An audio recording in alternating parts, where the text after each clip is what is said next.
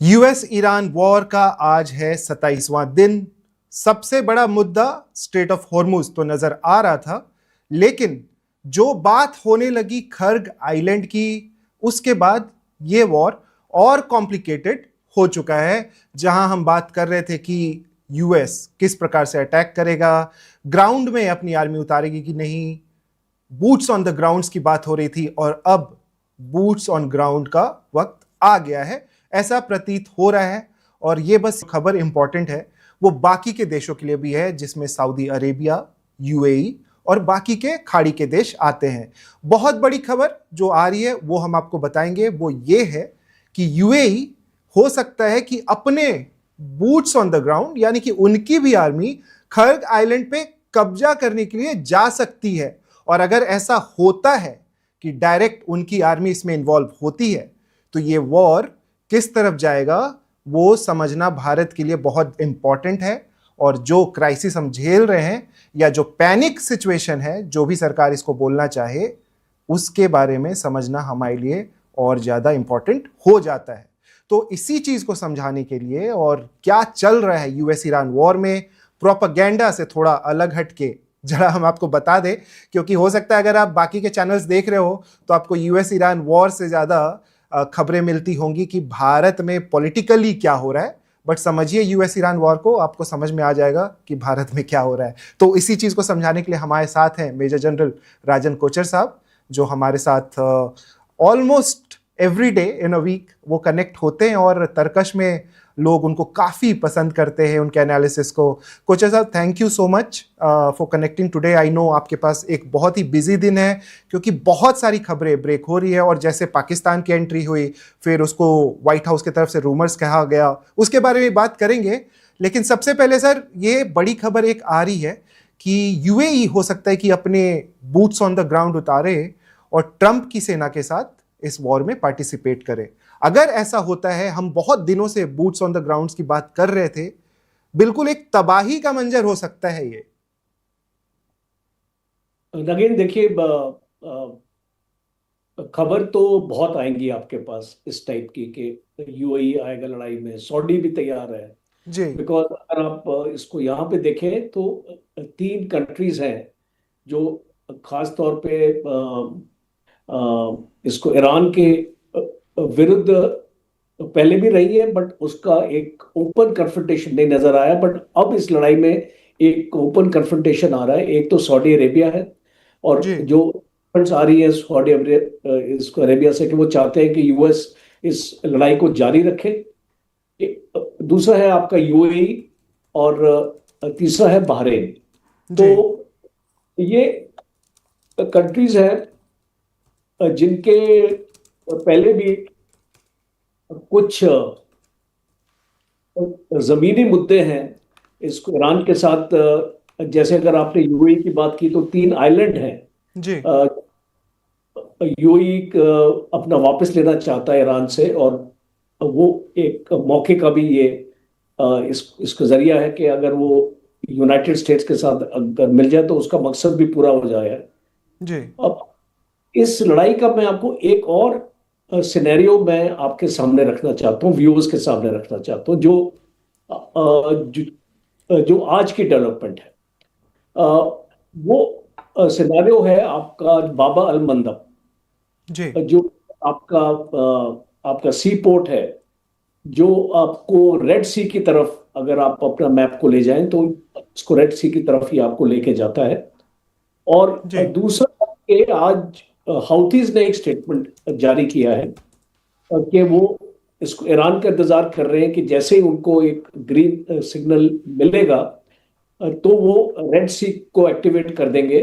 और जो भी आपका जो ट्रैफिक है, जो आपका मैरीटाइम ट्रैफिक है, जो आपका स्विस कनाल जाएगा, जी उसको इंटरडिक्ट किया जाएगा। तो अब आप इसको समझ सकते हैं कि आपके पास और एक चोक पॉइंट नहीं है आज, ये आपके पास तीन चोक पॉइंट है। जी और ये तभी एक्टिवेट किया जाएगा, ईरान ने इसको जाहिर किया है एक स्टेटमेंट से। आज इसको ईरान की तरफ से भी ये स्टेटमेंट है, और ईरान ने ये जाहिर किया है कि हम इसको तब एक्टिवेट करेंगे जब एक मूवमेंट यूनाइटेड स्टेट्स की तरफ से खर्ग आइलैंड की तरफ ये मूवमेंट आएगी। जी दूसरा इंपॉर्टेंट है कि लड़ाई में आईज एंड ईयर्स बहुत इंपॉर्टेंट होते हैं। मैं ये मानता हूं कि आपकी जो आईएसआर कैपेबिलिटी है, इंटेलिजेंस, सर्वेलेंस और रिकॉनेसेंस, जी वो आपको आधी लड़ाई आपको जितवाती है। और आज हम देख रहे हैं कि इसको आईएसआर की कैपेबिलिटी में ईरान पीछे नहीं है। चाइना का बाइडू सैटेलाइट का इस्तेमाल हो रहा है। 45 सैटेलाइट्स का कॉन्स्टलेशन है ये, और ये 24/7 ईरान को पूरे कोऑर्डिनेट्स दे रहा है। जी जो मूवमेंट हो रही है, आज थर्सडे है, कल एक्सपेक्टेड है कि 82 एयरबॉर्न डिवीजन के 4000 के करीब सैनिक, और जो मरीन एक्सपीडिशनरी फोर्स है उसके तकरीबन 3000 सैनिक। तो ये जी इसको अनुमान लगाया जा रहा है कि 7000 सैनिक ये इस एरिया के आसपास आपके पहुंच जाएंगे। तो इसको मैं इसलिए जिक्र कर रहा हूं आपको इस चीज का, because tomorrow is going to be a very very crucial day, because it is expected ये उस तरफ से ओकिनावा से चल चुके थे, जापान के पास जो आपका आइलैंड है ना जहां पे अमेरिका का बेस है, जी ओकिनावा से ये चल चुके थे, और ये कल पहुंचने की इनको उम्मीद है। अब ये इनकी जो मूवमेंट है, ईरान क्लोजली मॉनिटर कर रहा है। अब मत इसको समझिए कि ईरान के पास ये जानकारी नहीं है। जी अब ईरान इसको क्लोजली मॉनिटर कर रहा है कि ये सैनिक जैसे ही रेंज में आएंगे इनको ठोक दिया जाएगा।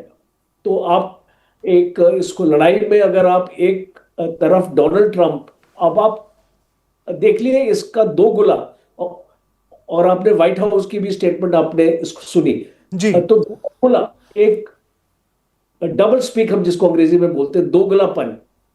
अब इसको एक जगह आप बोलते हैं 5 दिन का एक सेशन, हमने इसको लड़ाई को बंद करने के लिए बोला। उसमें आपकी स्टेटमेंट में इजराइल आपका शामिल नहीं है, क्योंकि इजराइल अभी भी आपको हमला कर रहा है। बुशेहर के ऊपर भी किया उसने, न्यूक्लियर प्लांट हाँ, को। इन्होंने खुद भी B2 बॉम्बर्स इस्तेमाल कर डाले उसी बीच।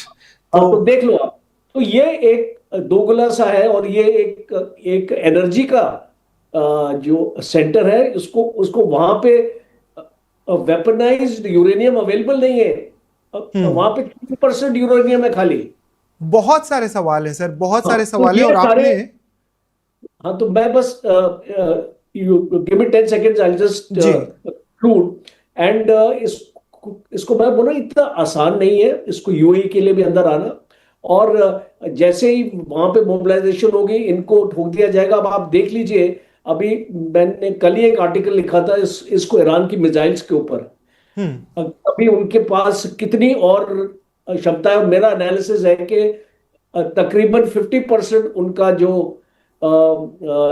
स्टॉक पाइल है वो खत्म हुआ है, अभी भी 50% मौजूद है। और जी अमेरिका अगर बोलता है कि हमने 92% हमने नष्ट कर दिया, वो कोई फैक्ट्स और नहीं नहीं, अभी तो इस वॉर में, हालांकि हम तो वॉर देखिए 2022 से जो रिपोर्टर्स हैं भारत के और जो इंटरनेशनल अफेयर्स को कवर कर रहे हैं, वो लगता है वॉर रिपोर्टर्स बैठे बैठे बन गए हैं और सब लोग वॉर ही कवर कर रहे हैं 2022 से। और जिस प्रकार से इस बार खासकर ट्रंप के स्टेटमेंट्स जिस प्रकार से हमने सुने हैं, जैसे बदलता हुआ देखा है, बस आधे घंटे पहले की बात है, ट्रंप जागे होंगे जैसा कल उन्होंने किया था, ट्वीट किया, रिट्वीट किया। आज ट्रंप ने फिर से आज मैसेज दिया कि जो हमारी बातचीत चल रही है उसमें मतलब ईरान बहुत डरा हुआ है, they are begging, this is his word, कि दे आर बेगिंग कि ये वॉर खत्म हो जाए। हमारे साथ ग्रुप कैप्टन यूके देवनाथ साहब भी जुड़ चुके हैं। देवनाथ साहब, बहुत ही हैपनिंग डे है, और अभी ऑलरेडी जैसा कोचर साहब ने बताया कि कल का दिन बहुत ही बड़ा हो सकता है। खर्ग आइलैंड की लड़ाई, अभी बात हुई बाबाइल मंडेब जो जगह उसकी, कि हुतीज कैसे वहां पर हेल्प कर सकते हैं। और हमें ऑलरेडी पता है कि हुतीज ने कितना डिस्ट्रक्शन किया था पिछली लड़ाई में, और 2023 से लेकर के जब भी शिप्स की बात होती थी या रेड सी की बात होती थी, और ऐसा लगता था कि हुतीज का प्रकोप था वहां पर और कोई शिप्स इतनी आसानी से नहीं जा पाई थी, काफी सारे शिप्स जले भी थे। आप कैसे देख रहे हैं सर, ये वॉर बहुत ही स्ट्रैटेजिक होने वाला है? अभी कोचर साहब ने बताया ईरान नजर बनाए हुए है और चाइना से बहुत ज्यादा सपोर्ट है, टेक्निकल सपोर्ट जो है, टेक्नोलॉजी की सपोर्ट जो है वो बहुत ज्यादा है। आपका विश्लेषण सर आज और कल के लिए? नागिन जी, जनरल कोचर ने जो विश्लेषण दिया एकदम उसके बाद शायद मैं सिर्फ फिल इन द ब्लैंक कर सकता हूँ। इसमें कोई शक नहीं है कि खड़ग आइलैंड जो है वो अमेरिका के स्ट्रेटेजिक चश्मे पर है जी। और अमेरिका को मालूम है कि शायद 2 लाख बूट्स ऑन ग्राउंड तो नहीं डाल पाएगा ईरान में, जैसा उसने इराक के ऊपर किया था। लेकिन खड़ग आइलैंड को लेने से अमेरिका का आकलन ये है कि ईरान की जो ऑक्सीजन पाइपलाइन है वो कट जाएगी। अब खड़ग आइलैंड को लेने के लिए पूरी तैयारी है। जो मेरीन कमांडोज हैं 4000, वो बहुत जल्दी पहुंचने वाले हैं। 82nd एयरबोर्न डिवीजन के पैराट्रूपर्स जो हैं 2000, वो भी बहुत जल्दी पहुंचने वाले हैं। यूएस एयरफोर्स का जो स्ट्रेटेजिक एयरलिफ्ट कमांड है वो दिन रात बिजी है कि जब वहां बीच लैंडिंग होगी तो बहुत सारी ब्रिजिंग इक्विपमेंट की दरकार पड़ेगी, इंजीनियरिंग स्टोर्स की दरकार पड़ेगी। उसको कैसे यूरोप से और अमेरिकन मेनलैंड से लाकर खड़ग आइलैंड पर रखा जाए। ईरान ने ऑलरेडी बोल दिया कि अगर खड़ग आइलैंड पर हमला होगा तो 2 चीजें करेगा। एक, हुतीज को एक्टिवेट कर दिया जाएगा, जैसा कि पहले जनरल कोचर कवर कर चुके हैं जी। दूसरी चीज है, ईरान ने यह भी धमकी दी है कि अगर खड़ग आइलैंड अमेरिका के कंट्रोल में चला जाता है तो ईरान की आईआरजीसी, उनका एक ब्रिगेड, करीबन 3000 स्पेशल फोर्सेस वहां पे डिप्लॉयड हैं, जी। वो स्कॉच अस पॉलिसी की निर्वाह करते हुए खड़ग आइलैंड पे जितने स्टोरेज डिपो हैं, पंपिंग स्टेशन हैं और जो जेटीज हैं जहां पे ये शिप्स आके रिफ्यूलिंग करती हैं, कच्चे तेल भरती है, उनको उड़ा देंगे। यानी अमेरिका को धमकी है ईरान की, खड़ग आइलैंड लोगे तो तुम्हें ऑयल टर्मिनल्स नहीं मिलने वाला है। इससे सबसे ज्यादा चिंता एशिया के देशों की है, क्योंकि एशिया के सारे देश एशिया के जो हैं अपने तेल का बहुत बड़ा हिस्सा, कुछ देश तो 50% से ज्यादा हिस्सा यहीं से लेते हैं। जी। स्ट्रेट ऑफ हॉर्मुज क्या खुल जाएगा? सवाल ही नहीं उठता। अगर अमेरिका ने गलती से खड़ग आइलैंड पर हमला कर दिया तो फिर जो बातचीत चल रही है स्ट्रेट ऑफ हॉर्मुज को खोलने की, वो फिर से ठंडे बस्ते में चला जाएगा और ईरान बहुत सख्ती से स्ट्रेट ऑफ हॉर्मुज से सभी देशों के, मैं खाड़ी देशों के कच्चे तेल की बात कर रहा हूं जी, एक्सपोर्ट को बंद कर देगा। तो जी। ना कुवैत का तेल बाहर जाएगा, ना इराक का तेल बाहर जाएगा, ना यूएई और ये सब देश।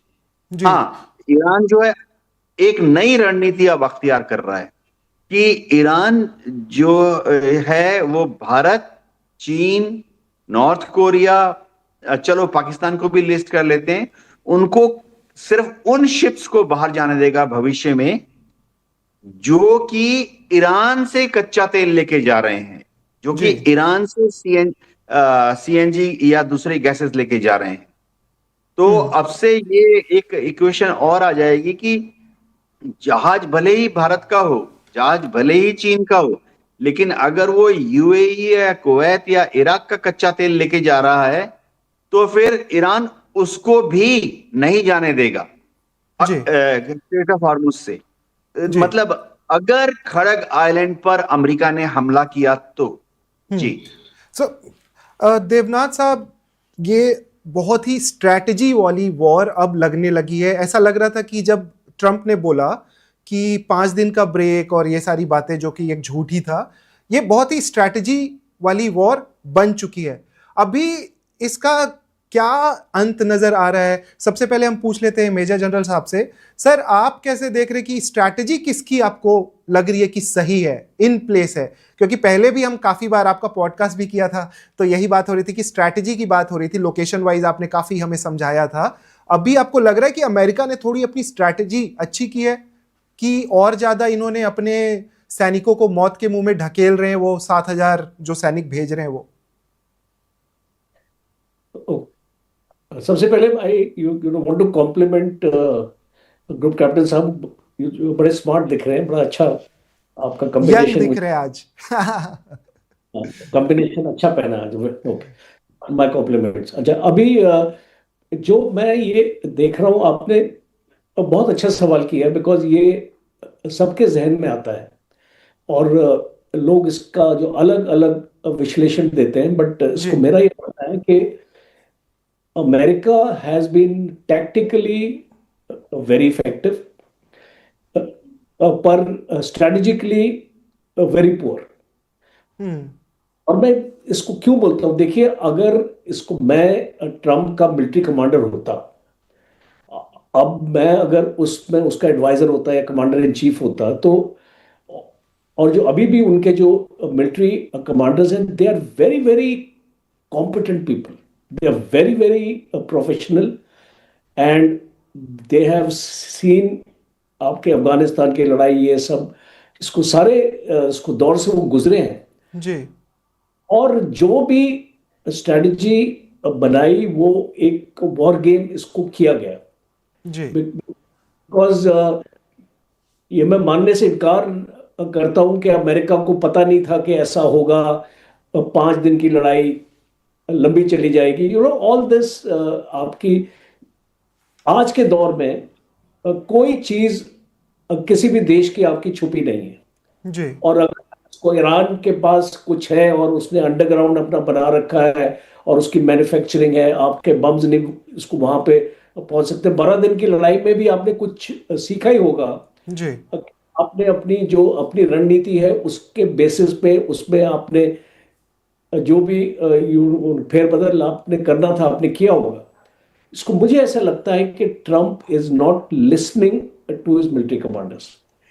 हम्म। एक स्ट्रॉन्ग ये एक स्ट्रॉन्ग स्टेटमेंट मैं दे रहा हूं, बिकॉज नॉर्मली एक जो ये पॉलिटिकल एम था इसका रिजाइन चेंज से, अमेरिका ने स्टार्ट अपना किया था कि हमारा पॉलिटिकल एम इसका ये रहेगा, और इसको इसराइल का भी आपका सेम एम था। ये इसके मिलिट्री कमांडर्स ने इसको बोला था उसी टाइम, और ये खबर इसको मुझे अमेरिका से ही इसको पेंटागन का एक सोर्स को मैं इसको ओपन सोर्स में मैंने इसको पढ़ा है, जी। और ये ट्रम्प को बताया गया था कि दिस इज नॉट पॉसिबल। हम्म। जो आपकी स्ट्रेटजी है ना, जो आप इसको प्ले कर रहे हैं, दिस इज नॉट पॉसिबल, ये एक्चुअली यू हो के नहीं, इट इज ये सक्सेसफुल नहीं होने वाला है। तो जब आप स्ट्रेटजी की बात करते हैं, तो मैं ये इसको मानता हूं कि जो पॉलिटिकल लीडर अपने मिलिट्री कमांडर्स की नहीं सुनेगा, उसका ये हश्र होने वाला है। हम्म। और मैं आपकी इसको नजर में आपको, है ना, कुछ 4-5 महीने पहले की एक न्यूज पे लेके जाता हूं, आप उसको गूगल जरूर कीजिएगा। ट्रंप ने फौज में बहुत बदलाव किए हैं 6 महीना पहले, हम्म। और पूरी जो एक हायरार्की है उनके फौज की, काफी लोगों को डिसमिस किया है। जी। और पीट हेक्सेथ ने, अगर आपको याद होगा, एक एक उनकी सारे मिलिट्री कमांडर्स को बुलाया था। पहली बार ऐसा हुआ अमेरिका में कि सारे जो आपके मिलिट्री के आपके लोग हैं उनको इसको ब्रीफिंग में उसको बुलाया था, और बहुत गंदे शब्द का इस्तेमाल किया था उस ब्रीफिंग में उनके मोराल के ऊपर। और फिर उसके बाद कुछ सीनियर जो उनके मिलिट्री कमांडर्स थे, उन लोगों ने रिजाइन किया। तो एक चीज साफ आ रही थी कि जो हम बोलेंगे आपको करना है, आपको अच्छा लगे या आपको बुरा लगे, और तभी आप इसको रुक सकते हैं फौज में, अदरवाइज अपने रिजाइन दो और चले जाओ यहां से। जी। What that effect. तो ये बहुत जरूरी है आपको समझना। ये ये ये जो एपिसोड मैंने आपको बताया है, इसको अंडरस्टैंड करना बहुत जरूरी है, बिकॉज मुझे ऐसा लगता है एज सीनियर मिलिट्री वेटरन, कि Trump has disregarded the advice of his military commander. और ये आने वाले वक्त में आप देखेंगे, ट्रम्प 2-3 साल बाद चला जाएगा, ये जो पेंटागन की जो रिपोर्ट्स आएंगी ना, जब इसका खुलासा होगा, आप देखेंगे उसमें आपको ये जिक्र आपको मिलेगा इस चीज का, that biggest failure of this campaign, और इसके रीजन आपका ये एक्चुअली कैंपेन आपका क्यों आपका फेल हुआ। मुझे लगता है कि इसमें बहुत सारी तारे आपकी जुड़ी हुई हैं, और स्पेशली आपकी ज्यू लॉबी और जो आपकी जियोनिस्ट जो इन्फ्लुएंस है ट्रम्प के ऊपर, उनके सन इन लॉ भी ज्यू हैं, और इसका एप्स्टीन फाइल्स का भी मैं जिक्र इसमें इसको करना चाहता हूं। यहाँ पे आप उसको अलग मत समझिए, बिकॉज वो जो प्रेशर था ट्रम्प के ऊपर अपनी जो चीज को इसको लोगों की नजर को डाइवर्ट, बिकॉज एप्स्टीन फाइल बहुत बड़ा इशू बन रहा था ट्रम्प के लिए। नेतन्याहू के पास भी ऐसा कुछ था जो ट्रम्प को एम्बैरेस कर सकता था। तो ये सारी चीजें हमको मीडिया में देखने को मिलती हैं, और इसको आपको नजरअंदाज नहीं करना चाहिए, बिकॉज अगर हम इसको बोले कि इसमें 10% भी सच्चाई है जी, हम मान के चले कि 90% इसमें सच्चाई नहीं है, 10% भी है, तो फिर आपने ये लड़ाई आपने शुरू क्यों की? फिर इसकी वजह होनी चाहिए ना कोई शुरू करने के लिए। वजह ये सारी वजह है जो मैं आपको बता रहा हूँ, और इसीलिए अपने अगर मिलिट्री कमांडर्स के एडवाइस को अगर आपने डिसरिगार्ड किया तो ये हर्ष होगा आपका। देखिए, अगर हाँ। ऐसी स्थिति अगर आ गई है सर, और इस प्रकार से अगर अमेरिकन राष्ट्रपति डिसीजन लेने लगे अपनी सत्ता बचाने के लिए, अपनी इज्जत बचाने के लिए, तो आपको एक अपडेट दे देता हूं। मतलब ये वॉर से रिलेटेड नहीं है, लेकिन एक लेडी है मधु पूर्णिमा किश्वर, वो बहुत बड़े बड़े इल्ज़ाम लगा रही हैं, और ये भी सत्ताधारियों से ही रिलेटेड है। 4 MPs का नाम लिया जा रहा है, लंबी कहानी है। सुब्रमण्यम स्वामी का एक नया पॉडकास्ट आया उसमें। तो कहने का मतलब ये है कि ऐसी स्थिति में हमारे जो नेतागण हैं, या देश के या विदेश के इतने बड़े बड़े लीडर्स हैं, वो जनता को किसी भी, या आर्मी तक को, अपने जवानों को किसी भी हद तक कहीं भी झोंक सकते हैं, भले ही उसमें कोई उसमें लक्ष्य हो या ना हो। देवनाथ साहब, थोड़ा सा आप हमें समझाइए कि इसमें कितनी जाने जा सकती है, ये जो एरिया है वो कितना डेंजरस है, और जो बाकी के देश इसमें पार्टिसिपेट करेंगे, 7,000 आर्मी जो पार्टिसिपेट करेगी, उनके लिए कितना डेंजरस है, और कितना जान जाने की चांसेस हैं। क्योंकि हम हमेशा से बात करते आ रहे हैं कि यूएस आर्मी वहां जा तो रही है, लेकिन वो हो सकता है कि उनके लिए कब्र बन जाए। इरानियन आर्मी ऑलरेडी वेट कर रही है, उनके technologies are much better than the 12-day war. देखिए, जहां तक खड़ग आइलैंड की बात है, अगर अमेरिका अपने मेरीन कमांडोज को वहां कमिट करता है और सीबॉर्न असॉल्ट करता है, तो जो लैंडिंग शिप्स हैं उनको वहां एक प्रोसेस होता है जिसमें उनको बीच पे उतारना पड़ता है। उसके बाद वो एक्सपोज हो जाते हैं जो डिफेंडर्स हैं उनके स्मॉल आर्म्स फायर के सामने। ऐसे में अगर 5,000 मेरीन कमांडो वहां लैंड करते हैं तो जाहिर बात है कि 1% कैजुअलिटीज कम से कम होगी। तो अगर हम 5,000 का 1% ले लें तो समझिए 50 मेरीन कमांडोज उसी वक्त बीच से असॉल्ट करके, जब तक वो IRGC के डिफेंसिव पिल बॉक्स या डिफेंसिव बंकर्स तक पहुंच के उनको ओवरवेल्म नहीं कर देते। बहुत ही एक्साइटिंग होता है। मैं एयरफोर्स में था तो बतौर अंपायर था, जनरल कोचर ने तो जमीन से किया है। जब ये मेरीन एम्फीबियस असॉल्ट शिप पीच करती है तो उसके डोर खुल जाते हैं, रैंप खुल जाते हैं, और मेरीन कमांडोज को रश करना पड़ता है रेतीली बीच से, जहां IRGC ने अपने डिफेंसेस बनाए हुए हैं। अब ये जो एरिया है, जाहिर बात है पहले से ही IRG ने ऐसे बीचेस को आइडेंटिफाई किया हुआ है जहां पर ये कार्रवाई अमेरिका करेगा। तो वहां पर उन्होंने रेत के नीचे माइंस बिछाई होती हैं, सुरंगें बिछाई होती हैं, और जो आर्टिलरी है वो पहले से ही वहां प्री डेजिग्नेटेड स्पॉट पर फायर करके चेक कर लेती है। निशाना भी लगाने की जरूरत नहीं है आईआरजीसी की आर्टिलरी को। उनको मालूम है कि बस फायर खोलो, जी। वो वहीं गिरेगा। इसी तरह से उनकी जो एलएमजी या एमएमजी या हैवी मशीन गन फायर है, वो भी जीरोड इन होती है। मैंने तो ऐसे भी देखा हुआ है कि जहां से बीच से ऊपर असॉल्ट आएगा, वहां हैवी मशीन गन की फायर को करके रस्सी से बांध देते हैं, ताकि हम्म। रात के अंधेरे में भी ट्राइपॉड ना हिले, हम्म। अगर असॉल्ट रात के अंधेरे में आता है। जी। 1% यानी 50 कैजुअलिटीज। सेकेंडली, एयरबॉर्न फोर्सेस, देखिए अगर 82nd एयरबॉर्न डिवीजन अगर 2000 एयरबॉर्न फोर्सेस को उतार रही है, तो कैजुअलिटीज जो हैं करीबन 5% हो जाती है एयरबॉर्न असॉल्ट में। ये भी मेरा एक्सपीरियंस रहा है। आगरा के पास आर्मी के साथ जॉइंट एक्सरसाइज किया था, मैं बतौर अंपायर जमीन पर खड़ा रहता था। जी। तो हमें आकलन करना पड़ता था कि ठीक है, अब अगर 2000 एयरबॉर्न पैराट्रूपर्स को C-17 से C-160 से लैंड करते हैं, तो ये एक ओपन ग्राउंड में लैंड कराना पड़ेगा।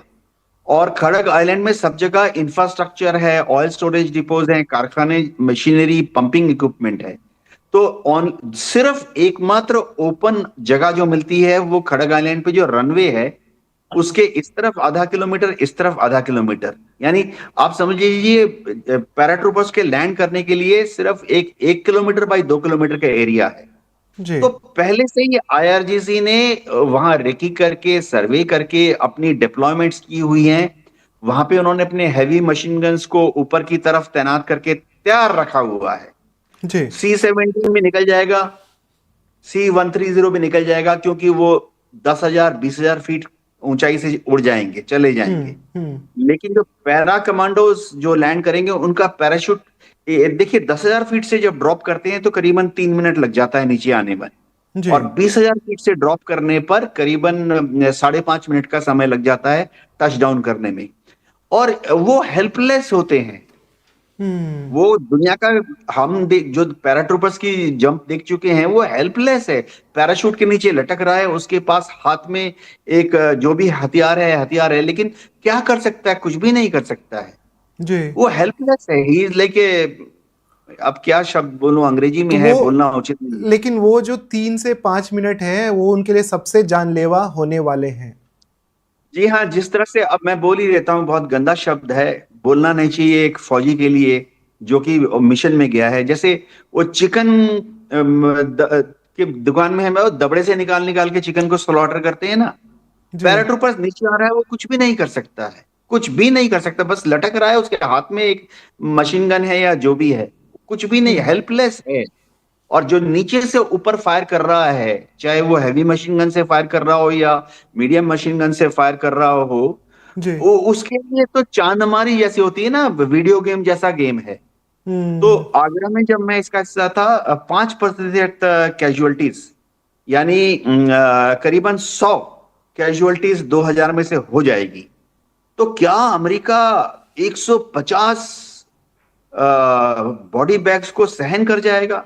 सवाल ही नहीं है। डोनाल्ड ट्रंप का करियर सील हो जाएगा। जेडी वांस कभी भी राष्ट्रपति नहीं बनेंगे। रिपब्लिकन पार्टी अगले 3 बार, यानी अगले 15 साल के लिए अमेरिकन पॉलिटिक्स से बाहर हो जाएगी। डेमोक्रेट्स तो अभी से मुस्कुरा रहे हैं। जी। बहुत ही अच्छा विश्लेषण था, और ये कोई वही इंसान बता सकता है जो इन सब के बीच रहा हो। इसी बीच सर, इस बार जो है, अभी तक जो डिटेल्स हैं, मौतों की डिटेल्स है, जब हम यूएस आर्मी की बात करते हैं या बाकी जगहों की, तो इजराइल की तरफ से ये बताया जा रहा है कि अभी केवल एक उनकी जो आईडीएफ के हैं जवान मारे गए हैं और 13 यूएस आर्मी के मारे गए हैं। कोचर साहब, आपको लगता है कि इतने दिन के वॉर में और जिस प्रकार से ये अभी तक हुआ है 26-27 दिनों में, केवल इतनी कैजुअलिटी हुई होंगी? क्योंकि आप जैसा बता रहे थे मिसाइल्स के बारे में, आपने काफ़ी क्लोजली इसको फॉलो भी किया है, और जिस प्रकार की मिसाइलें बची हुई हैं, जिस प्रकार की मिसाइलें इस्तेमाल हुई हैं, आपको लगता है कि इतना ही डिस्ट्रक्शन हुआ होगा? इतने सारे 9 से 11 उनके बेसेस हैं, और जिस प्रकार से मिसाइलें गिरी हैं, आपको लगता है केवल 13 या 14 मौतें हुई होंगी? देखिए, एक इंडिपेंडेंट असेसमेंट हुआ। जी। ये बताया गया कि America has lost 20 fighter aircraft so far. अभी तक इसको 20 जहाज अमेरिका ने गंवाए हैं इस लड़ाई में, उसके नष्ट हो चुके हैं। और 6 उनके MQ-9 जो उनके रीपर ड्रोन्स हैं, जी। जो पूरे वर्ल्ड में जिनको बताते फिर रहे हैं कि ये बेस्ट है, 6 इनके रीपर ड्रोन्स इसको नीचे गिरे हैं। तो आप एक मैं आपको एक चीज इसको ये बताई आपको। दूसरा, एक जॉर्ज गैलवे है। He is a British member of parliament and जी। He is a quite a respected figure in UK. He has made a statement yesterday that America has lost 1,000 soldiers. तो अभी तो ये देखिए, इन क्लेम्स को आप कभी भी वेरीफाई नहीं कर सकते हैं। और कोई भी देश अपनी एग्जैक्ट फिगर्स आपको देगा नहीं। रशिया यूक्रेन वॉर में भी हमने जी। देखने के दोनों साइड्स में अपनी फौज में मरे हैं। तो हम ये अमेरिका कभी भी ये खबर को बाहर नहीं आने देगा। और बाद में इसको छुपाना भी बड़ा मुश्किल हो जाता है, बिकॉज अमेरिका एक ऐसा देश है कि ये चीज आप इसको पाकिस्तान तो छुपा देगा, जी। बट ये पाकिस्तान जैसा कंट्री तो छुपा देगा। कारगिल में उसने जैसे उसने इनकार ही कर दिया कि हमारे जवान ही नहीं, जी। ये जी। तो टेररिस्ट है। तो इस टाइप का अमेरिका नहीं कर पाएगा। अमेरिका को ये एक्नॉलेज अब करना पड़ेगा। और कैजुअलिटीज इसको मैं नहीं मानता कि 13 हैं और ये 1000 भी मुझे लगता है कि ज्यादा फिगर है।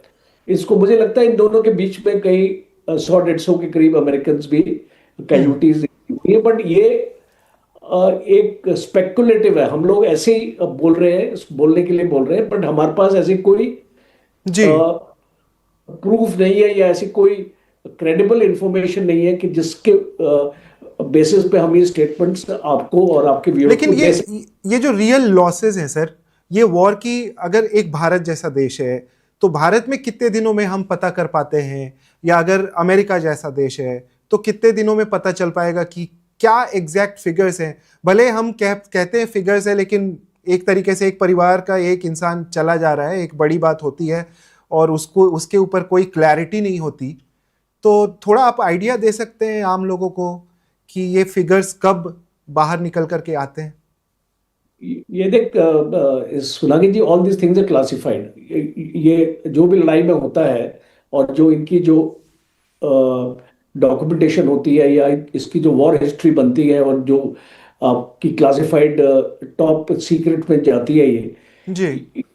ये आप और हमको कभी नहीं पता चलेगी। सो गवर्नमेंट के ऊपर है कि वो क्या डिस्क्लोज करना मांगते हैं, क्या नहीं डिस्क्लोज इसको करना मांगते हैं। उसकी कोई टाइम पीरियड नहीं है कि इस पीरियड में वो डिस्क्लोज करेंगे, 6 महीने बाद डिस्क्लोज करेंगे, 1 साल बाद डिस्क्लोज करेंगे, ऐसी कोई बात नहीं है। वो जी। गवर्नमेंट की अपनी पॉलिसी के ऊपर है, वो क्या डिस्क्लोज करना चाहते हैं। जो आपकी कई बार फौज के मोराल के लिए भी इसको कुछ ऐसी इंफॉर्मेशन होती है जो आप नहीं डिस्क्लोज कर सकते अपने को। ये तो ये एक पॉलिसी डिसीजन होता है गवर्नमेंट का, वो क्या इसको डिस्क्लोज करना चाहते हैं, क्या नहीं करना चाहते। और एक मैं लास्ट पॉइंट ऐड करूंगा जो ग्रुप कैप्टन देवनाथ ने इसको किया था अबाउट दिस, ये जो अटैक जो आपका होने वाला है। जी। जो भी ऑफेंसिव होती है फोर्सेस, जो अटैक करती हैं, और जो उनकी कैजुअलिटीज हमेशा ज्यादा होती है। और जो हम एक रेशो मान के चलते हैं, एक अगर एक अटैकिंग फौज है और अगर एक डिफेंडिंग फौज है, तो उसकी जो जवानों की रेशो होती है वो तकरीबन 1:4 से लेके 1:6। ओके। तो इसका ये मतलब है कि अगर आपके पास 3000 अगर आपके पास ट्रुप्स आ रहे हैं, और अगर इसको ईरान के या आपके 7000 ट्रुप्स आपके अटैक कर रहे हैं, बिकॉज आप एक राउंड फिगर ले लो, 10,000 American are part of this operation. जी। 2000 ईरान के सोल्जर्स या 3,000 ईरान के सोल्जर्स इनके लिए काफी है रोकने के लिए इनको। और इसको कैजुअलिटीज इनकी हमेशा हाई रहेंगी, point number 1। Point number 2, geography आप देखिए, टेरेन एनालिसिस कीजिए आप, और इसको टेरेन एनालिसिस में आप देखेंगे कि ये पूरा जो आपका खर्ग आइलैंड है, इट इज वो लुकिंग बाय माउंटेन्स। जगरास माउंटेन जो आपके वेस्टर्न साइड में है ईरान के, और आपके जो जितनी भी आरटी आपकी गन्स हैं ये आपकी माउंटेन से फायर करेंगे। और आर्टिलरी में होता है you carry out registration of target. Registration का मतलब है कि आपको अपने टारगेट्स आपने आइडेंटिफाई अपना कर लिए, और आप एक इसको 8 फिगर ग्रिड रेफरेंस, उसका एक ग्रिड रेफरेंस होता है वो आपके कंप्यूटर में, इट्स ऑल आजकल की इसको लड़ाई में तो बहुत इसको आधुनिक हो गया। हमारे टाइम पे तो हमको एक ऑब्जर्वेशन पोस्ट, एक हमारा आर्टिलरी ऑफिसर होता था जी, ऑब्जर्वेशन पोस्ट में एक्चुअली खड़ा होकर डायरेक्ट करता था फायर को कि यहाँ फायर करो, यहाँ फायर करो। जो आपका पहला आपका गोला अगर आपका 200 मीटर इधर गया तो वो एक करेक्शन देता था कि 200 मीटर आप उसको जो है वेस्ट में मारो या ईस्ट में मारो या साउथ या जी, इसको मारो, उस तरीके से। आजकल वो नहीं है, ये आजकल इट्स ऑल आर्टिफिशियल इंटेलिजेंस, पूरी आर्टिफिशियल इंटेलिजेंस का आपके सिस्टम। अभी आपको ऑब्जर्वेशन बाय फायर की भी जरूरत नहीं है।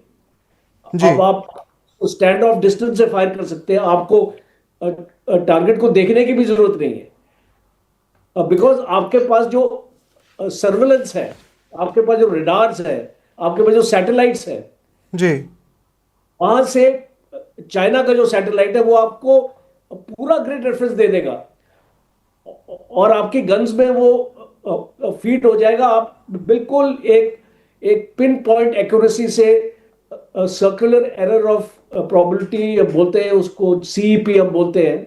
जी, ये इनका जो मिसाइल्स का है वो 3 मीटर से 10 मीटर है, सो गुड।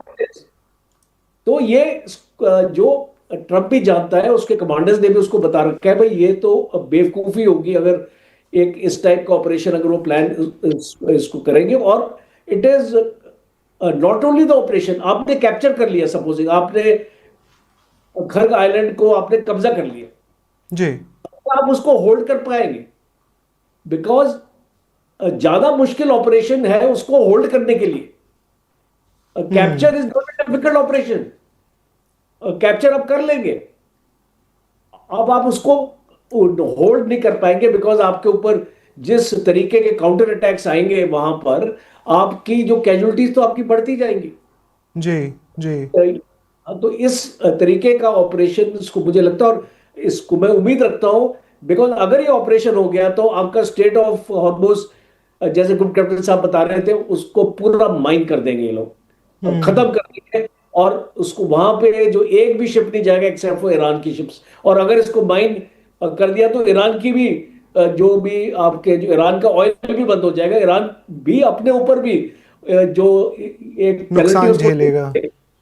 उसको जी, लेनी पड़ेगी, अपने ऊपर भी लेनी पड़ेगी। जी, और इसको बाकी एरियाज आपके रेड सी एक्टिवेट हो जाएगी, ये जो पूरा एरिया है ना, आपकी वर्ल्ड इकोनॉमी खत्म हो जाएगी, और ये इसको भारत के लिए अच्छी न्यूज नहीं होगी। तो आई थिंक इसको मैं तो उम्मीद ही कर सकता हूं कि हम better sense will prevail upon Trump, के वो कल मॉर्निंग को फ्राइडे है, वो अपने गोल्फ खेलते हुए बेड के नहीं ना, ये अपने बेड के कौन सी तरफ से उठेंगे हम, हमारा कोई जोशी है। अभी मैं इसको प्रोग्राम एक्चुअली देख रहा था, एक बहुत ही सीरियस पैनल था इसके ऊपर डिस्कस करने के लिए, उस पैनल में एक जोशी भी था। बहुत जरूरी है ट्रम्प के साथ, तो वो ट्रम्प की बात हो रही हो तो बिठाना। जोशी बता रहा था कि ट्रम्प क्या करेगा। हम तो अपनी पैनल में इंट्रोड्यूस करते हैं सर आप लोगों के बीच एक ज्योतिषी। ना, हमारे जैसे लोग की कोई अहमियत नहीं है, ये जो हम एनालाइज करके आपको बता रहे हैं उसकी कोई अहमियत नहीं, ज्योतिषी बताएगा। अब ट्रम्प ने आज एक और स्टेटमेंट दिया था।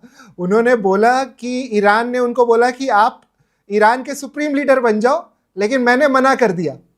तो ट्रम्प का क्या हम बोल सकते हैं, हमारे दिन को वो काफी एक्साइटिंग और काफी काम वाला दिन बना देते हैं। तो थोड़ा सा बस आखिरी पड़ाव पे है सर, बहुत इंपॉर्टेंट दिन नजर आ रहा है ये कल का, जैसा आपने समझाया।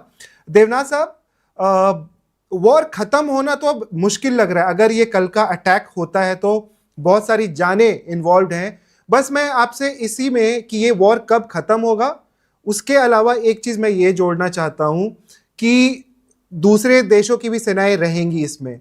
अब अगर बहुत ज्यादा मौतें हो जाती, जिसके चांसेस लग रहे हैं कि यूएस सोल्जर्स ज्यादा मारे जाएंगे, जो आपने समझाया कि ये अटैक कैसे होगा, अगर बहुत ज्यादा सोल्जर मारे जाते हैं, 1000 से ज्यादा, और ये पब्लिक हो जाता है, क्योंकि ट्रंप को तो अपनी इज्जत की परवाह है, लोगों की परवाह है नहीं, तो उस समय एक परमाणु अटैक भी पॉसिबल है क्या? क्योंकि अब तो पागलपन की सीमा वो लांघते जा रहे हैं हर दिन। लगता है भले ये लगता है कि परमाणु बॉम्ब अटैक करेंगे कि नहीं, ये पूछना ही बेवकूफ़ी है, लेकिन मैंने बहुत सोच समझ के ये पूछा सर, क्योंकि ट्रंप है और ट्रंप कुछ भी कर सकते हैं, अब ऐसा लगता है, इस वजह से मैंने ये पूछा। तो आप प्लीज इसको थोड़ा समझाइए, उसके बाद फिर जाएंगे मेजर जनरल साहब के पास। देखिए, ट्रंप क्या परमाणु हथियार का इस्तेमाल करेंगे? थियोरेटिकल सवाल है। सबसे अगर पहले बहुत तो ज्यादा सवाल लॉसेस का हो गए जवाब है, तो? हाँ, ऐसा नहीं करेंगे, जरूरत भी नहीं है।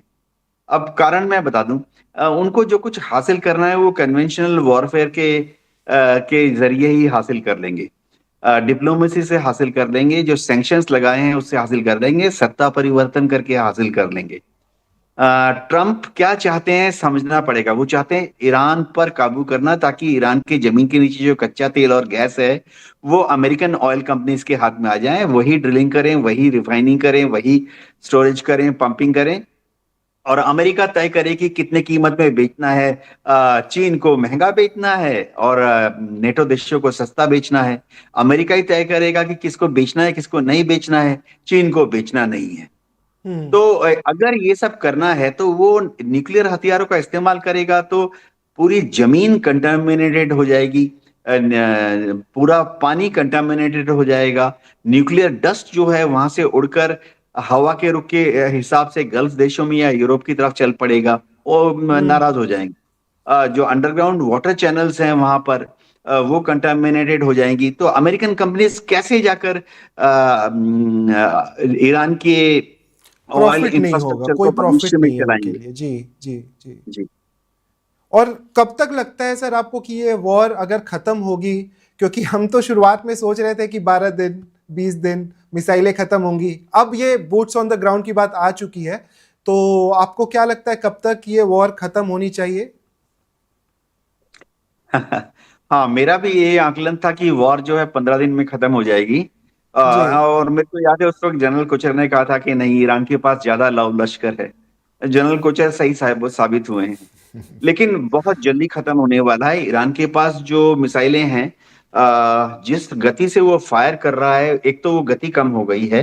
जी। दूसरी चीज है कि ईरान क्या उस गति से हर रोज इन मिसाइल्स को मैन्युफैक्चर कर पा रहा है? जो हमारा जो आकलन है, हमारा का मेरा मतलब है डीआरडीओ के साइंटिस्ट जो हैं या इसरो के साइंटिस्ट और इंजीनियर्स हैं। जी। सबसे बड़ी बात है हमारे यहाँ भारत डायनामिक्स लिमिटेड है, जो कि बनाता है पृथ्वी एंड अग्नि, ब्रह्मोस। तो उनका जो आकलन है कि ईरान हर हफ्ते करीबन 10 मिसाइलें बना रहा है, जो कि इजराइल तक पहुंच सकती है। जी। और ईरान हर हफ्ते करीबन 30 या 40 मिसाइल बना सकता है, मैक्सिमम शॉर्ट रेंज वाली, जो कि 400 किलोमीटर दूर गल्फ जा सकती है। तो बहुत जल्दी ईरान का जो बचा खुचा रेजिडुअल मिसाइल है होने वाली है। जी जी जी। ठीक है। कोचर साहब, बस आखिरी सवाल यही है, ये वॉर आपको क्या लगता है कब खत्म हो सकता है? और जैसा देवनाथ साहब ने बताया कि परमाणु हथियार का उपयोग क्यों नहीं होगा, उस पर अगर आप डिफर करते हैं तो प्लीज समझाएं। सबसे पहले तो मैं आपको रिकमेंड करता हूँ, जोशी को बुलाओ, वो बताएंगे कब खत्म। बस मैं नहीं बता सकता कब खत्म होगी। उसके लिए हम एक 9 बजे शो शुरू कर देंगे। अगर आप एक पागल आदमी के दिमाग से अगर सोचेंगे तो आप इसको कभी भी आकलन नहीं लगा सकते कब खत्म होगी, बिकॉज ट्रम्प का जो उसको दिमाग है वो शायद इसको भगवान ने आई थिंक 10 करोड़ अगर इसको लोगों को इसको बनाया है तो उसमें एक ट्रम्प होता है, तो उस टाइप का दिमाग है, तो इसको कोई नहीं। बट इसको मैं आपको एक रफ मैं आपको एक इसका एनालिसिस दे सकता हूं कि ये लड़ाई maximum another 30 days, another 30 days इससे आगे नहीं खिंच सकती है। उसी 30 डेज से पहले हो सकती है, 30 डेज से आगे नहीं खिंच सकती है, because of logistic stamina of both the countries and including Israel. तो ये मैं इसको मानता हूँ। हो सकता है मैं इस सही निकलूंगा 30 दिन बाद, अगर हम ये प्रोग्राम आपके चैनल पे अगर इसको कर रहे होंगे तो ये रिकॉर्डिंग आप प्ले कर देना अगर मैं सच निकलूं। For sure sir, for sure. That is one. And इसको सेकंड जो इसको न्यूक्लियर का जो देवनाथ सर ने बताया, इट्स एब्सोल्युटली स्पॉट ऑन। अब जो न्यूक्लियर का effect will not be restricted to only Iran, it has to be restricted, it has to go to the gulf countries also, और कंटेमिनेशन हो जाएगी इस पूरे एरिया की। और रशिया ने वॉर्न किया अमेरिका को, और इसको इजराइल को वॉर्न किया कि अगर आप न्यूक्लियर स्ट्राइक करेंगे तो हम भी इजराइल के ऊपर करेंगे, और इजराइल के ऊपर 2 बम भी काफी है। तो आई डोंट थिंक इतना खुलिश होगा कोई के जो म्यूचुअल सेल्फ डिस्ट्रक्शन हम बोलते हैं MAD, इसको डिस्ट्रक्शन ऑफ ईच अदर, तो वो शायद नहीं होगा। और इसको न्यूक्लियर का इसको मुझे नहीं लगता कोई चांस है इस लड़ाई। चलिए, राहत की बात है, even if Trump is the president. Thank you so much sir, major general साहब आप जुड़े। Thank you so much Devnath sir, आप जुड़ पाए, और हम उम्मीद करेंगे कल हम हो सकता है दोबारा बात करें और इस पे बात करें कि कल क्या हुआ और रात में क्या हुआ, और इसको डिस्कस करेंगे। चलिए, बहरहाल जो अभी खबर है हमारे पास कि कल बहुत बड़ा दिन हो सकता है ईरान US वॉर का। जो लड़ाई स्टेट ऑफ हॉर्मुज की तरफ सेंटर करती जा रही थी, वो अब एक आइलैंड के पास आकर के रुक गई है। उसके अलावा जो बाकी की अपडेट्स है वो ये है कि UAE भी अपनी सेना को लूज करती जा रही है, उनकी भी सेना मारी गई है। बहुत बड़ी खबर तेल अवीव से, वहाँ पे बहुत बड़ा अटैक आज फिर हुआ, वहाँ का बेन गुरियोन एयरपोर्ट उड़ा दिया गया। अभी वहाँ पे कोई भी फ्लाइट्स ऑपरेशनल नहीं है, और अगर आप तेल अवीव को देखें तो आपको नज़र आएगा एक नया गाज़ा। बहुत बड़ी खबर भारत के लिए भी, क्योंकि अगर खर्ग आइलैंड पे विनाश होता है, कुछ भी होता है जो बुरा होगा, तो बहुत बड़ा नुकसान भारत जैसे देशों के लिए हो सकता है, उनके लिए और भी प्रॉब्लम्स बढ़ सकती है। बहरहाल अभी तो जो LPG की कंडीशंस हैं, जो हम बता सकते हैं आपको, सरकार द्वारा ये बोला जा रहा है, जो सोर्सेस है उनके द्वारा, कि 60 दिन का इंतजाम हमारे पास है, तो अभी उतना ज़्यादा घबराने की ज़रूरत नहीं है। देखते हैं क्या होता है। अभी ऐसा कुछ नहीं है कि लॉकडाउन लगने वाला है, बस थोड़ा सा PM मोदी का एक स्पीच था, उस स्पीच के बाद ऐसा लगने लगा कि PM मोदी बोल रहे हैं लॉकडाउन की तैयारी करिए, लेकिन अभी लॉकडाउन करने की ज़रूरत नहीं है। आप देखते रहिए वन इंडिया, हम आपके लिए बाकी के अपडेट्स लाते रहेंगे। हमारा तरकश जो प्रोग्राम है वो हर दिन 7 बजे आता है, जिन्होंने मिस किया वो याद रखें और कल ज़रूर देखें। 9 बजे हमारा शो आता है देश दिन भर, जिसमें हम एनालाइज करते हैं दिन भर की सबसे बड़ी बड़ी खबरें, और इसके अलावा हमारे काफ़ी सारे प्लेलिस्ट हैं, आप उनको देखिए और समझिए कि दुनिया में क्या हो रहा है। मेरा नाम है नागेंद्र सिंह, देखते रहिए। Subscribe to One India and never miss an update. Download the One India app